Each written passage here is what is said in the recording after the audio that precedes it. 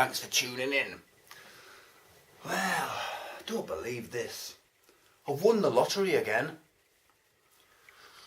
I'm always winning the fucking lottery.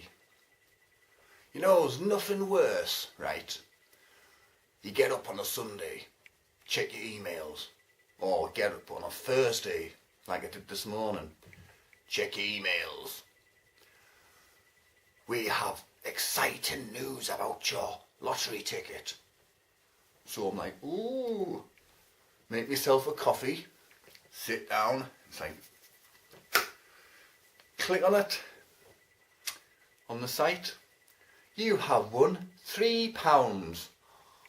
Oh God, I've won tenors here and there, £3 here and there. Fucking hell, man. That couple who's just won 148 million. That's an obscene amount of money, that. If I won that much money, do you know what I would do?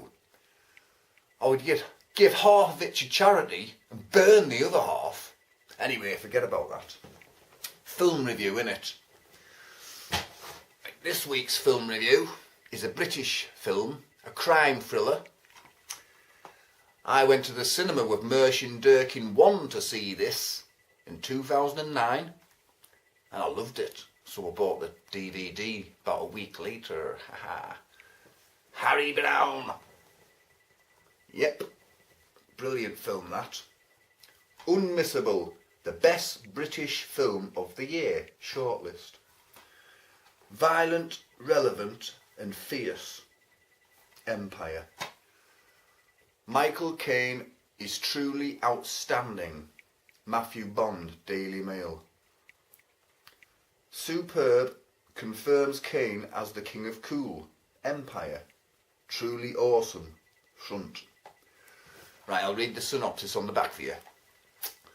Harry Brown is a powerful, fresh and gritty British action thriller following one man's, Sir Michael Caine, journey through a chaotic world where drugs are the currency and guns run the streets.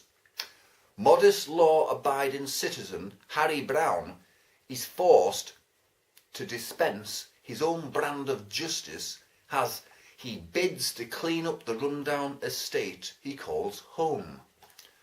Michael Caine gives the performance of his lifetime as the iconic Harry Brown.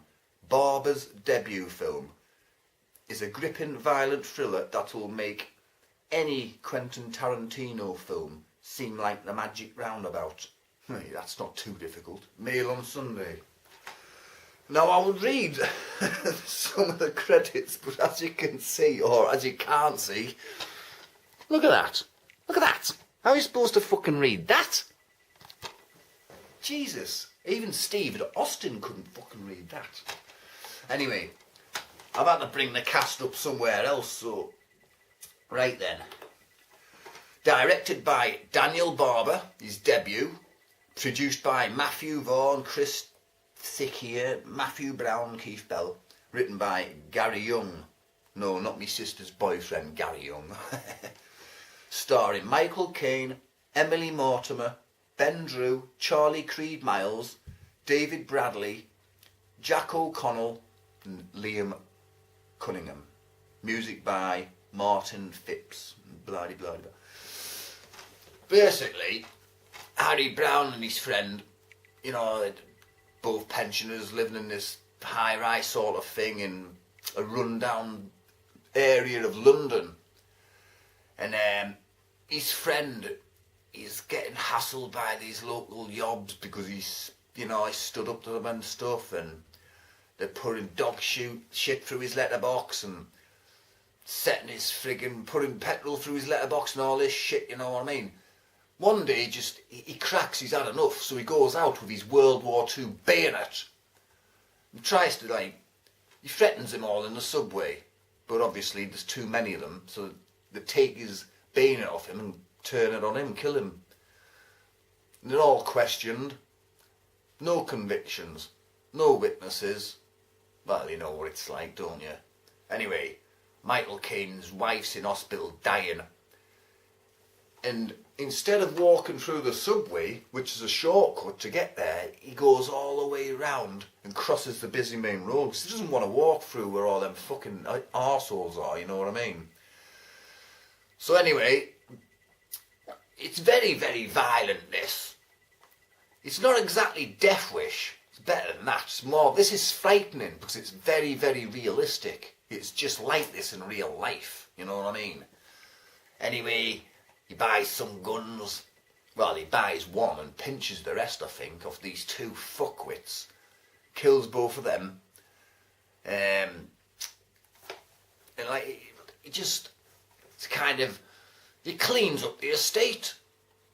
And the bloody twist at the end, which I won't go into too deeply, the police take all the fucking credit.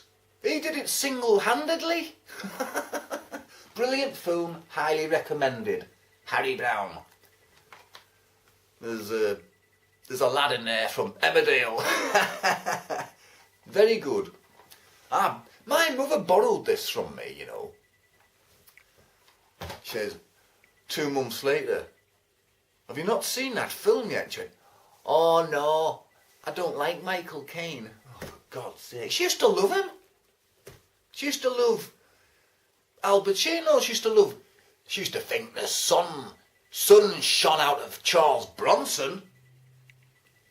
Won't entertain any films with him in now. She's just doolally, my mother. She's, as she gets older, I think she can't remember these films with these actors she used to love. Be Robert De Niro next, she'll go off. Anyway, got it back off her, she didn't watch it. I was going to suggest watching it with Sal a few months ago, but can't watch a film with her, she never shuts the fuck up. In fact, it'll be easier to teach a grizzly bear to use a fucking litter tray, you know what I mean? Anyway, see you later, hammerheads! Oi, mate! I'm trying to get some fucking sleep, you bastard!